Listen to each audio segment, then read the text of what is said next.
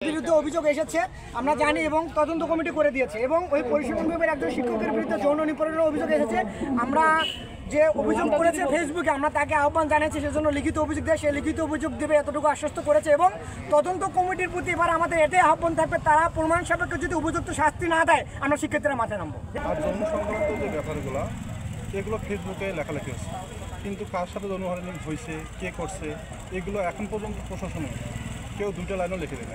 সুনির্দিষ্ট কোনো অভিযোগ আসে না। কেউ যদি সুনির্দিষ্ট কোনো অভিযোগ দেয় সাথে সাথে প্রশাসন এটার বিরুদ্ধে ব্যবস্থা নেবে, এখানে কোনো ছাড় দেওয়া হবে না। কিন্তু এখন পর্যন্ত প্রশাসন কোনো লিখিত অভিযোগ পায় না, কারো বিরুদ্ধেই না। যৌন হয়রানি সহ নানা ধরনের এই যে অভিযোগগুলো শুনে এসেছি, এই অভিযোগগুলোর যথাযথ ব্যবস্থা গ্রহণ করা হয়নি। আমরা বলবো অবিলম্বে বাংলাদেশের প্রত্যেকটা বিশ্ববিদ্যালয়গুলোতে এই শিক্ষার্থী নিগ্রহের যে চর্চা, এই চর্চা বন্ধ করার জন্য বিশ্ববিদ্যালয় প্রশাসন একটি স্পেশাল সেল গঠনের মাধ্যমে এই শিক্ষার্থী নিগ্রহের যেন যথাযথ এবং দ্রুত যথাযথ বিচার নিশ্চিত করতে পারে, এরকম একটি সেল প্রত্যেকটা বিশ্ববিদ্যালয়ে থাকা উচিত।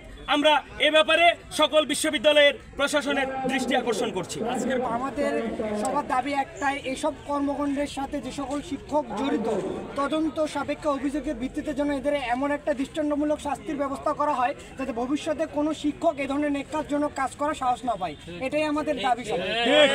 কতজন শিক্ষক এই ধরনের ঘটনা ঘটিয়েছে? এখন আমাদের যেটা কথা আমরা বাড়ি নামে কারো কথা বলতেছি না, আমাদের কথা এ ধরনের আমরা জানি আমাদের বিশ্ববিদ্যালয়ে ধরনের অনেক শিক্ষক রয়েছেন, কিন্তু শিক্ষার্থীরা হয়তো বা মার্কসের ভয়ে এবং তার ক্যারিয়ারের ভয়ে অভিযোগ দেওয়ার সাহস পাচ্ছে না। কারণ আমরা জানি যদি তারা অভিযোগ দেয় সেক্ষেত্রে তাদের একটা একাডেমিক লাইফে একটা ইফেক্ট ফেলে। তবে এখন পর্যন্ত প্রশাসনিক ভবনে অভিযোগ এসেছে একটি, কিন্তু সে নাম প্রকাশে অনিচ্ছুক, এই জন্য তার নিরাপত্তার সাথে আমরা কারো নাম ইন্ডিকেট করতেছি না। তবে আমাদের এতটুকুই আমাদের সবার দাবি থাকবে, সেই শিক্ষক যেই হোক না কেন কারো বিরুদ্ধে যদি এই ধরনের অভিযোগ আসে তদন্ত সাপেক্ষে তার জন্য সর্বোচ্চ শাস্তির ব্যবস্থা করায় যাতে এই ধরনের কোনো শিক্ষক ভবিষ্যতে নেকার জন্য কাজ করার সাহস না পায়। আমরা একটা কথা বলতে চাই, এই ধরনের নিপীড়নকারী কোনো শিক্ষককে আমরা আমাদের ক্যাম্পাসে দেখতে চাই না। ফেসবুক ফাটা ফেলেছে, খবরে নিউজ হচ্ছে, কিন্তু কারো কোনো সাহস নাই যে আমাকে যৌন হয়রানি করছে, কেউ দলিল লিখে দিতে পারে না। এখন যে যাকে যৌন হয়রানি করছে ঠিক সেও মজা নিচ্ছে, সেও পরীক্ষায় মার্ক পেয়েছে। যে শিক্ষক হোক না কেন, আমি যদি হয় তো আমার বিরুদ্ধে অভিযোগ দিই, দলিল লিখে দিই কী অভিযোগ তাকে যৌন হয়রানি করা হয়েছে, বিচার অবশ্যই হবে। কিন্তু কোনো সুনির্দিষ্ট অভিযোগ ছাড়া কারোর বিরুদ্ধে বাইরে অভিযোগের ভিত্তিতে কারো বিচার হবে না। এটা স্পষ্ট, প্রশাসনের স্পষ্ট করছে এবং এটা অবশ্যই প্রশাসন এই ব্যাপারে জিরো টলারেন্স।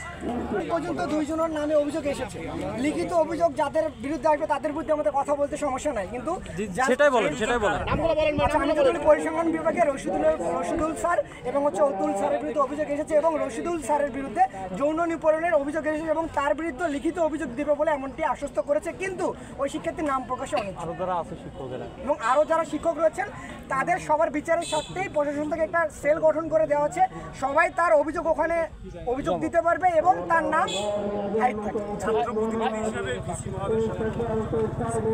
আমরা এই ব্যাপারে কথা বলেছি, কথা বলেই স্যারকে আমরা আহ্বান করেছি স্যার এরকম একটা সেল গঠন করে দেওয়া হোক, কারণ শিক্ষার্থীরা আসলে অভিযোগ দেওয়ার সাহস পাচ্ছেন এবং এই জন্য সাহস পাচ্ছেন কারণ প্রিভিয়াস আমলে আমরা দেখেছি অভিযোগ করে শুধুমাত্র তদন্ত কমিটি পর্যন্তই থাকে, এর কোনো আমরা ফলাফল পাই না, তদন্ত কমিটি কোনো প্রতিবেদনও দেয় না, এর কোনো ফলাফল পাই না। সেই সাথেই এরকম একটা সেল গঠন করে দিয়েছে এবং স্যার আমাদেরকে আশ্বস্ত করেছে এই যে সেল গঠন করেছে সেই সেলকে যদি উপযুক্ত প্রমাণ দেওয়া হয়, প্রমাণ সবাইকে সে যদি অভিযুক্ত হয় তার সর্বোচ্চ শাস্তি হবে।